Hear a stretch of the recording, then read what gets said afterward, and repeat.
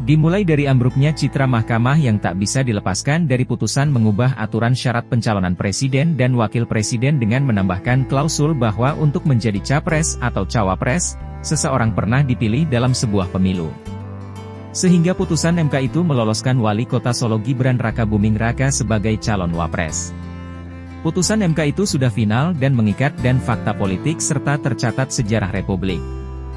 Akibat putusan itu, Ketua MK Anwar Usman divonis melanggar etik dan dicopot dari jabatannya sebagai Ketua MK. Anwar dijadikan hakim non-palu untuk perkara pemilu dan pilkada. Kasus MK memunculkan diskursus soal etik. Namun narasi etik telah dimainkan saat panggung pemilu sedang berlangsung. Berbicara soal etik menjadi anomali di tengah wacana elit bermotif elektoral. Bahkan dianggap narasi yang sengaja dimunculkan hanya untuk mendukung capres tertentu.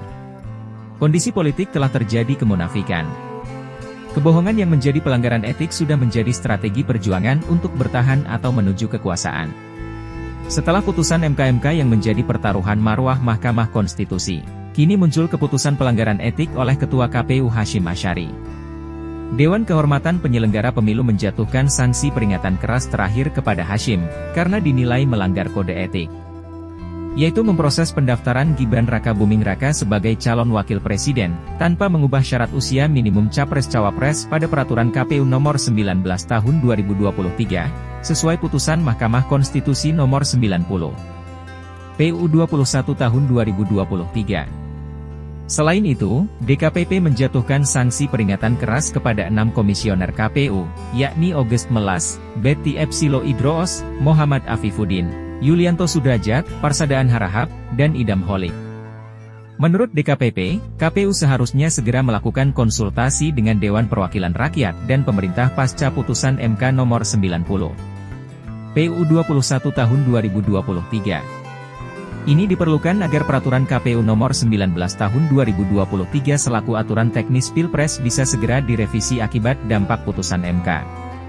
DKPP menyatakan para komisioner KPU justru memilih terlebih dulu menyurati pimpinan partai politik setelah putusan MK tentang syarat batas usia capres-cawapres, ketimbang melakukan konsultasi dengan DPR dan pemerintah, sehingga dianggap menyimpang dari peraturan KPU. Walau demikian, pada akhirnya KPU mengubah persyaratan capres-cawapres dengan merevisi PKPU Nomor 19 Tahun 2023. Akan tetapi, revisi itu baru diteken pada 3 November 2023. Jadi dalam masalah etika kehidupan berbangsa dan bernegara dan telah mengalami kemunduran yang berakibat terjadinya krisis demokrasi menjelang pemilu 2024.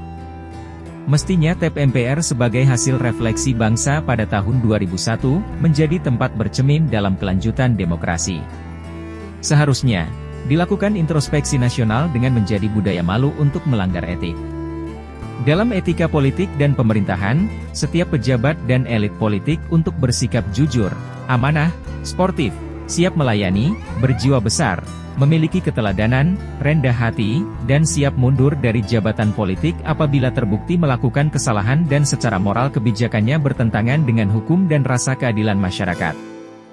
Tapi, apakah masih ada pemimpin berjiwa besar yang mau mundur jika berbuat salah? Tim Liputan